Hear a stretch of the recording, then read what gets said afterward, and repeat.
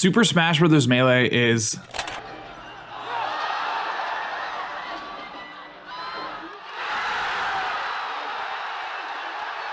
Super Smash Bros. Melee is... Whether or not we win or lose, there's a lot of work that has to be done. Period. If we want to have a great showing at EVO, we have to work hard to put on the best damn show we can. All that effort, we're going to need more of it because this community has so much potential and we keep shorting ourselves. I refuse to let it happen. Super Smash Bros. Melee is...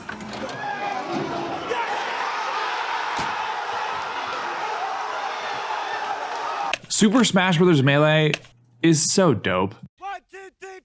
This special GameCube disc has been spinning for over 20 years, and likewise, this community has been lugging CRT TVs to small venues for almost just as long. This amazing community has existed purely through grassroots initiatives and has never and will never be funded by its developer.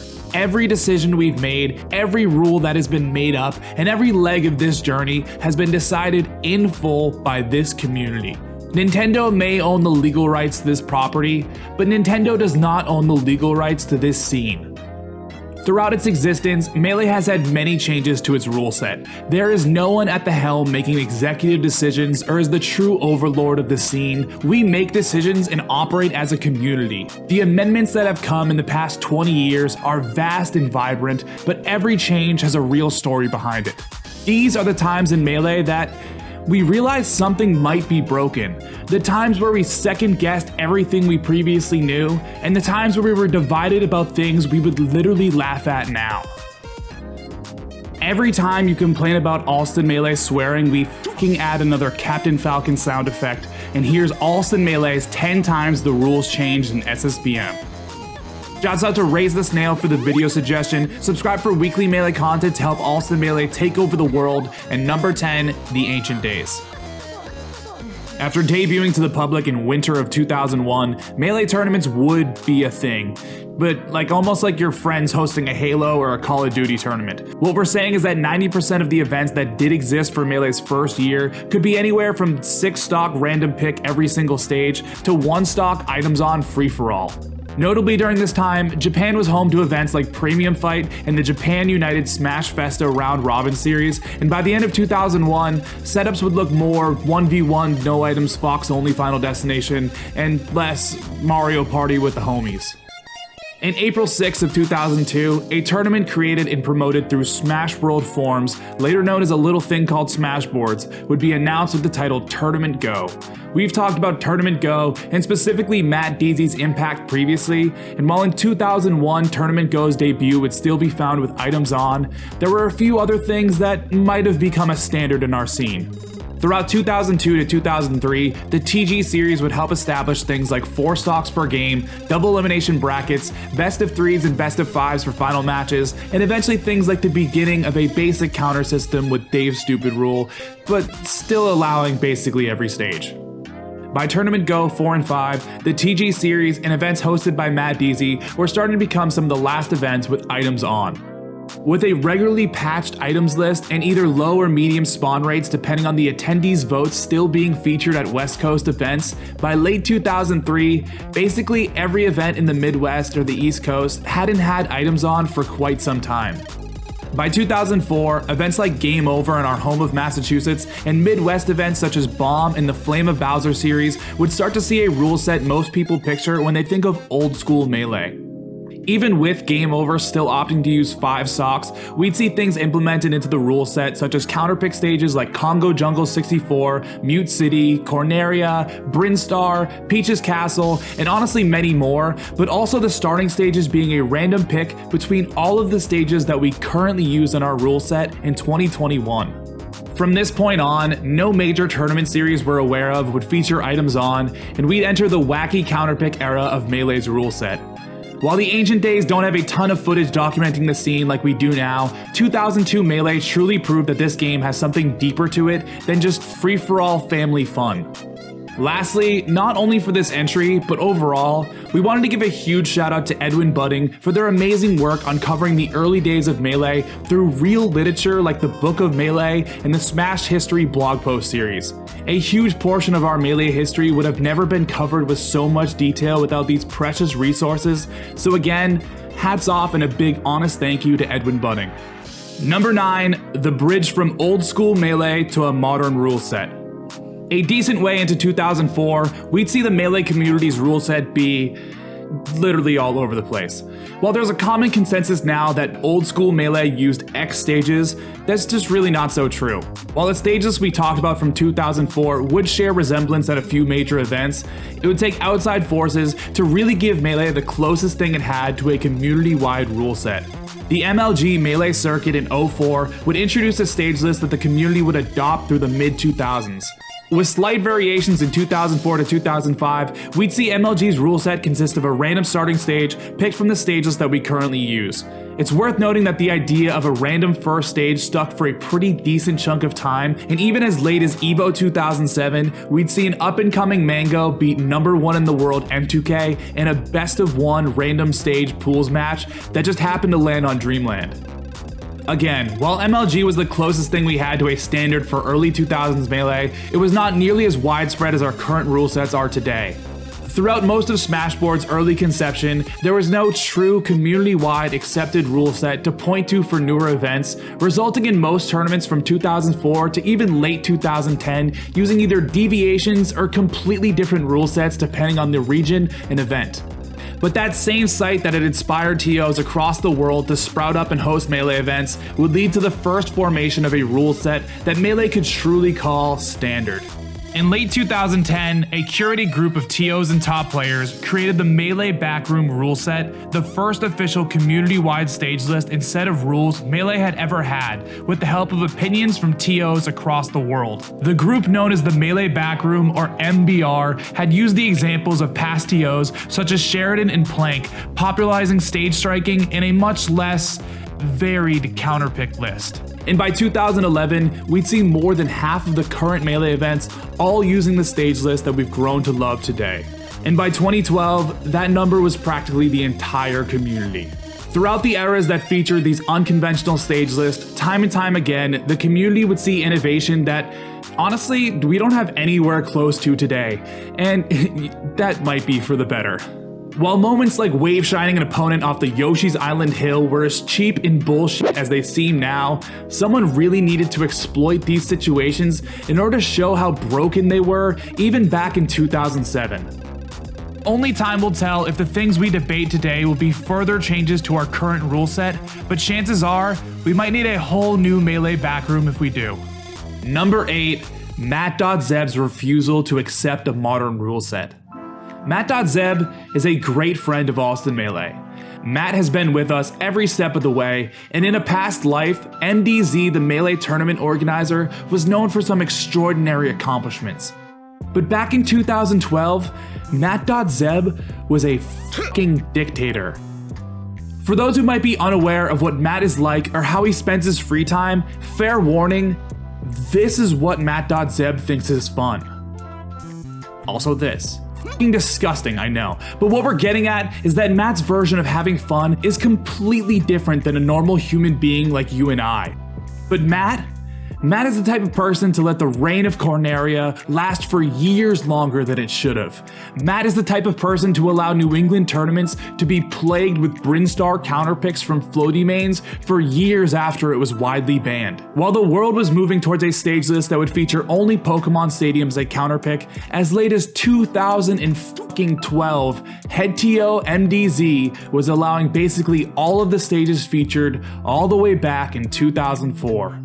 We reached out to Matt for a comment on the issue, but unfortunately, the only words he was able to spew out of his mouth were something about money signs and random letters. So yeah, judging by comments from Matt's Smashboards posts and sources from the early 2000s, we can assume that a main reason was due to Matt's blatantly dumb opinions on the stages. Matt stood firmly that removing these stages removed a bit of fun out of Melee, and people were, quote, being babies about it.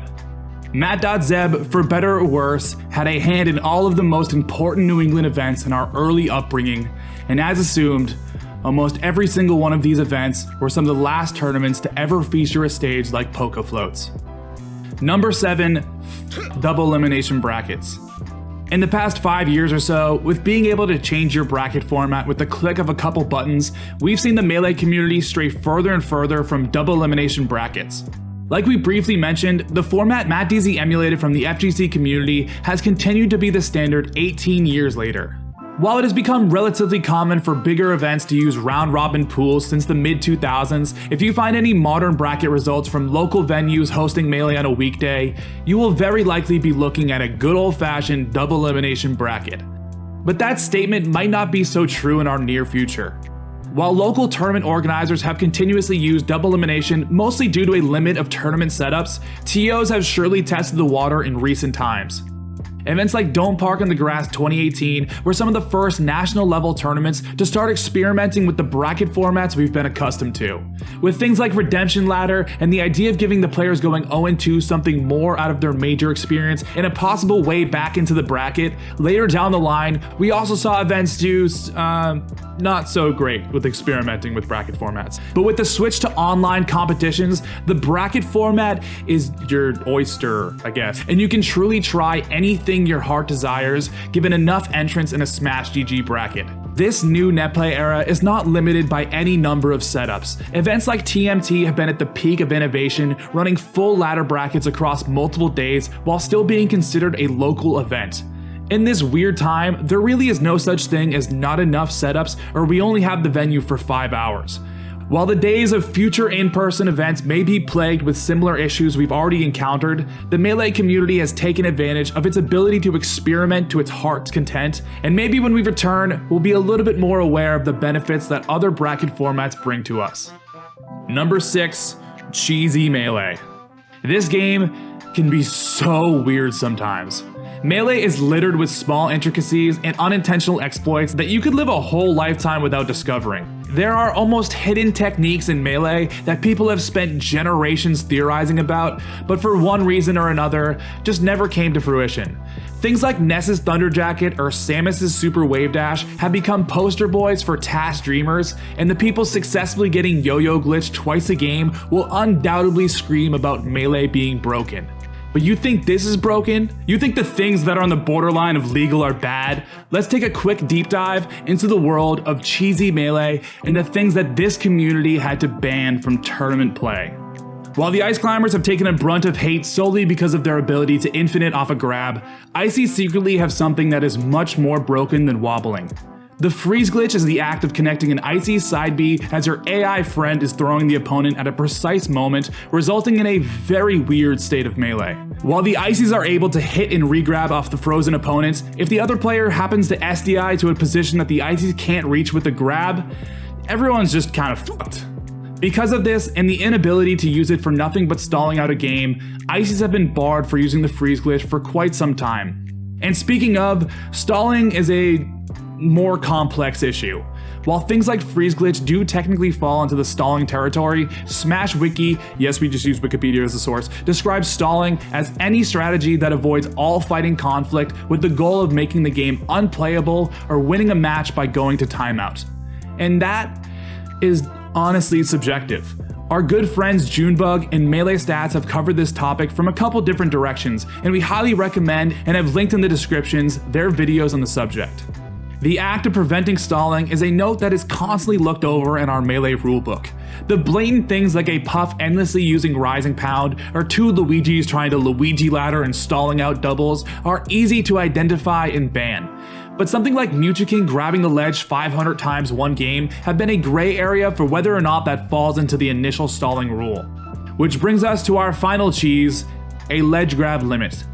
To be abundantly clear, while ledge grab limits are not yet a complete standard, we've seen them start to pass the brink of experimentation. A ledge grab limit is a rule that basically states if the game goes to timeout and either player exceeds X amount of ledge grabs, commonly 60, they will lose the game via forfeit.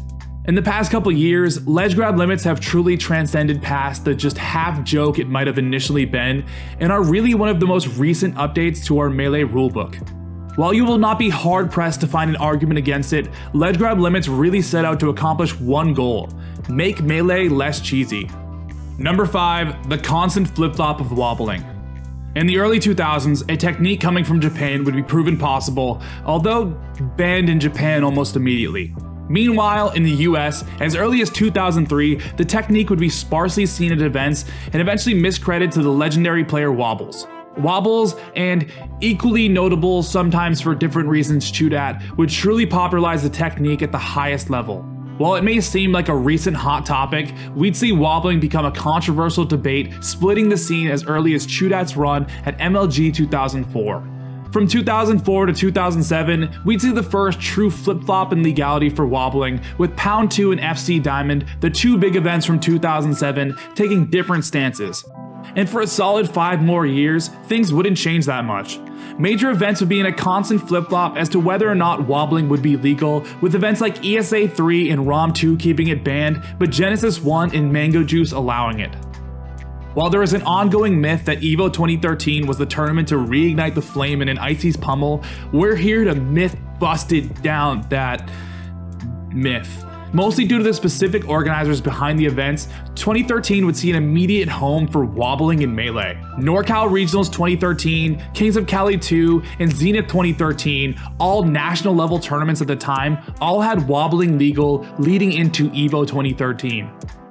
And honestly, after EVO took a pro-wobbling stance, from 2013 to 2019, no one really questioned it. Sure, there have, and probably will always be, people who will endlessly complain about ices, and specifically wobbling. But as recent as January 2019, the idea of banning wobbling was still a joke to most tournament organizers. Except Juggle Guy. Throughout the last 5 years, we have truly seen the rise of players like Bananas and Army, and the re-rise of players like Nintendo and Shootat. But then, something happened. On February 6th, Tennessee Melee announced that wobbling would be banned in their region. Posted by a well-known Tennessee Melee tournament organizer, the now deleted post would go into detail about the other organizers on board and their plans to implement the wobbling ban. The small falling rock of a post would cause an avalanche, eventually reaching 1,700 upvotes on Reddit and setting a real example for others to follow. This moment really opened the door for top players and tournament organizers to voice their previously silenced opinions on why wobbling should be banned. Except one crucial thing. Tennessee didn't f***ing ban wobbling. Not once was a wobbling ban seriously brought up. None of the other TOs listed actually ever signed on board, and this is literally a fake Reddit account using the tag of a well-known Tennessee TO who immediately came out to debunk the post. Tennessee never banned wobbling. But the idea that Tennessee banned wobbling may have very well been the start to a global conversation. Literally 1 day later after the post blew up, players like Axe and Nunn would swing from the fences from the comfort of their blue-check Twitters, and the snowball effect was imminent. 6 months later, after smaller events had played with the idea, Big House 9 would ban wobbling, becoming the first major in 6 years to do so. Throughout the past year, wobbling has been banned at more major events than it has been legal. While the act of someone faking as a Tennessee TO may have led to the bigger conversation, wobbling definitely did not get banned just because someone made a fake Reddit account. But the start of a deeper debate in the modern era that led to the mass ban of the technique damn well may have been. Also, Tennessee is like 10 ices. I don't know, that's something we were working on. Number 4, Frozen Stadium. About 4 years ago, the talented TO team over in NYC, famous for events such as Nebulous and Super Nebs, announced that they'd be the first event at their size to start using a frozen version of Pokemon Stadium. For those on the outside, Pokemon Stadium fucking sucks, dude. Like, we're not even trying to put any biases here. We just think everyone who's been around long enough has experienced the qualms of this stage. Every, 1 minute and 10 seconds, you do the world's shittiest coin flip, deciding if this stage will turn into an unplayable mess and force both players to stall. Not even ending there, the stage transformations have led to some of the most blatantly broken Melee we have ever seen since 2004, with characters literally clipping through the stage. Even though NYC's switch to Frozen Stadium did not last all that long, it sure as hell left a lasting impact. From 2016 to 2018, we'd see more locals, regionals, and sometimes even bigger events embrace Frozen Stadium as a counterpick or starting stage. And while it did appear to be a dying trend at the beginning of 2019, when Melee transitioned to online competition, we'd see Frozen Stadium, intentionally or not, become a new standard. With the installation of Slippy into our scene, because of limits with desyncing, Frozen Stadium would see its reintroduction into competition, but there is definitely a chance that it's here to stay. As we've talked about, there are real issues with being able to seamlessly implement some of these things into everyday tournaments. But the world of netplay comes with unlimited new experiences and the ability to really do anything we'd like with Melee. While Frozen Stadium might not have been a community-wide decision, we sure as hell don't hear that many people complaining. Number 3, Rock Croc vs Pink Shinobi. The Melee stage list isn't perfect, and it certainly hasn't been perfect throughout time. One of the more interesting blips on the stage list history radar was Congo Jungle. While it seems innocuous at first, the stage's large layout and high platforms allow for circle camping and other camping strategies to be extremely strong. It just wasn't abused yet due to some unspoken rule. Enter Pink Shinobi, one of the infamously more patient Peach players. At Genesis, he is forced to game 3 versus Rock Croc, one of the best Ganons at the time, and the man known for the Rock Croc, which is wall tech and Tefair's Ganon. Pink Shinobi decides to do what he believes competitors should do, play to win. He counterpicks Congo Jungle and goes to the top platform. Ganon can't really challenge Peach there due to his poor mobility and Peach's float. This is air camping, a strategy more commonly seen with Puff against characters, and a strategy that is pretty hard to define. This happens again, and again, and again. And the game goes to time. Rock Croc has shown why Ganon struggles against camping, and Pink Shinobi has shown the importance of having a low top plat in competitive play. Because it's very hard to define a rule set against non-interactive air camping, we began to build our stage list with it in mind. So, Congo Jungle was banned.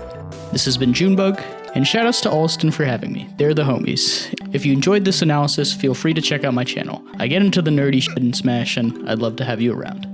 Till next time. Number 2, the Rainbow Cruise set. One of the most talked about combos to take place in Melee's early age. The peak of top players exploiting the stage we view casual now. The end of an era. Dr. Peepee f***ing up Mewtwo King. We've covered Dr. Peepee's, now PPMD's, run at the 3rd revival of Melee with our video Top 10 Players Who Weren't Supposed to Win, but a topic we purposely left out was the Rainbow Cruise combo. While this combo, on this totally outright banned stage, may share a resemblance to a modern day Yoshi Story Falco clip, this combo, and the moments leading up to it, might just make the list for one of the most legendary moments to happen in this game's lifetime.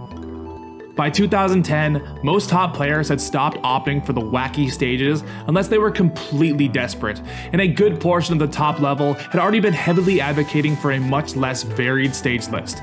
But the Rainbow Cruise pick from Peepee was not a last-ditch effort.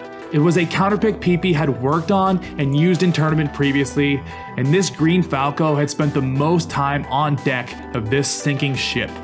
We put this moment so highly because while there are other examples of players showing why one of the 15 available stages should be banned, this was not just 2 players doing the cheesiest thing possible in round 2 of the weekly. These were 2 of the best Melee players in the world fighting it out, game 5 of the major, and Peepee chose the weird fucking stage.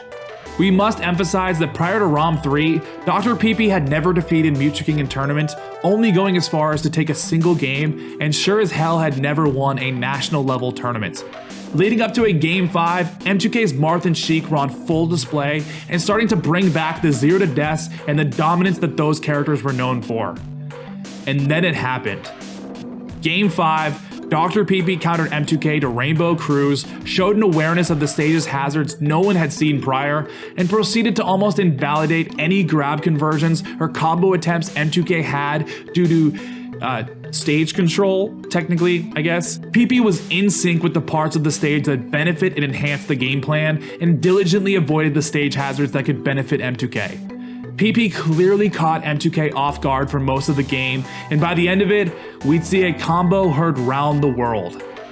And adding to the severity, almost immediately after revival of Melee 3, we'd see the stage list transform into the one that we've grown to love today.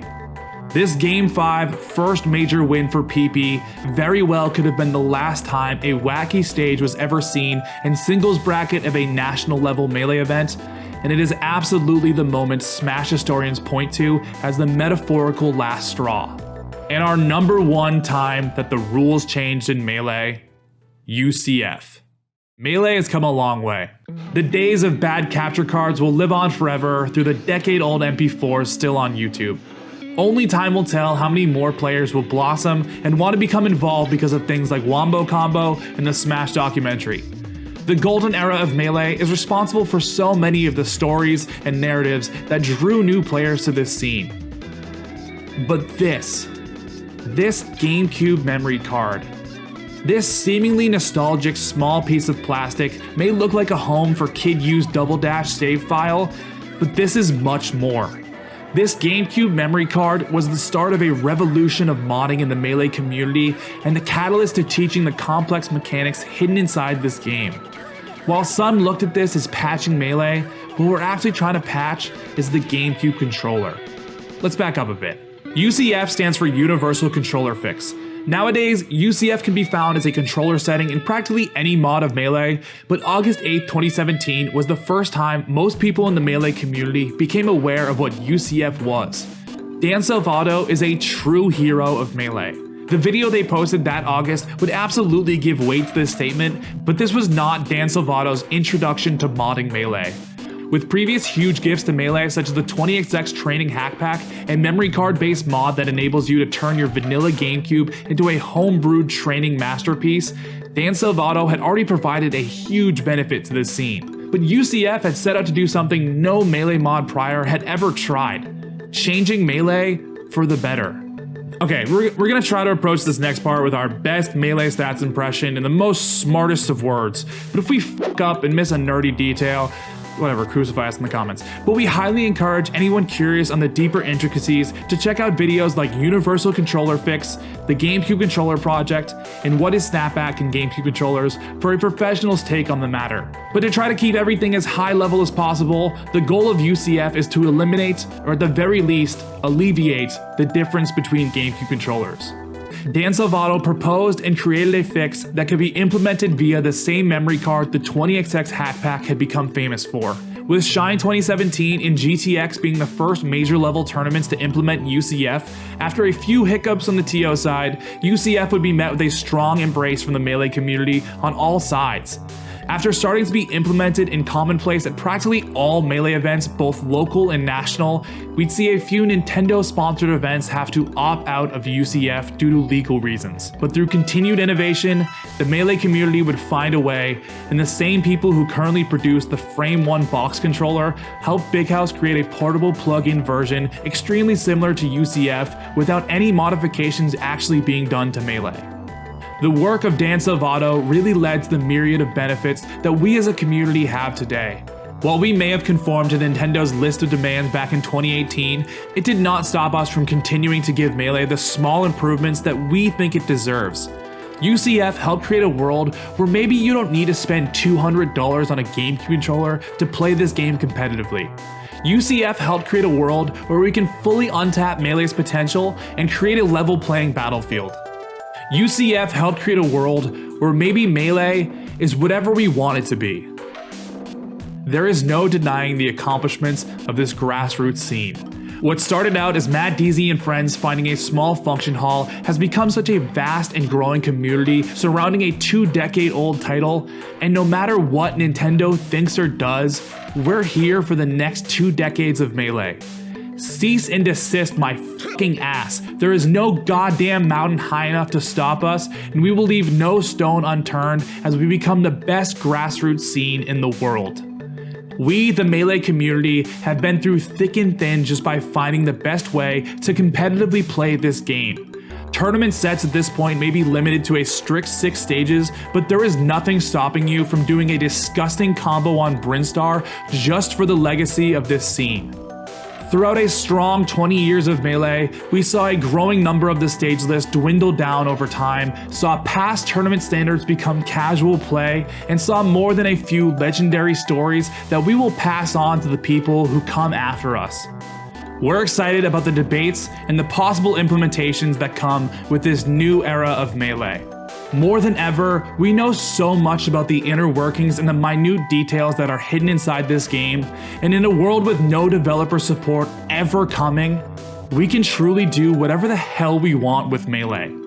Just like how competitors in 2005 thought that MLG's stage list was here to stay, maybe we have a couple new paragraphs to add to the Melee rulebook in 2021. Melee has and will always continue to achieve new, never-before-seen heights, and while we learn more about this video game, maybe we're also learning more about ourselves. Thank you for watching Allston Melee. A special shout out to Junebug for helping us out with this video. We did a little part for a video on his channel called How Melee Ganondorf Works, so be sure to leave a comment about how Allston Melee sent you when you watch that masterpiece. If you want to support us to the 10th dimension and really enable us to do even cooler stuff, drop a couple dollars via patreon.com/AllstonMelee. We sincerely appreciate anyone who's helped us out so far, and those who might join them in the future. If you want to get access to a bunch of behind the scenes stuff and join this legendary list of patron names, hit that Allston Melee Patreon link. See you soon! Bye! Brad. Where's the bye too loud? Am I gonna did I ruin the EQ? If the bye is too loud, I just cut it. No. Bye.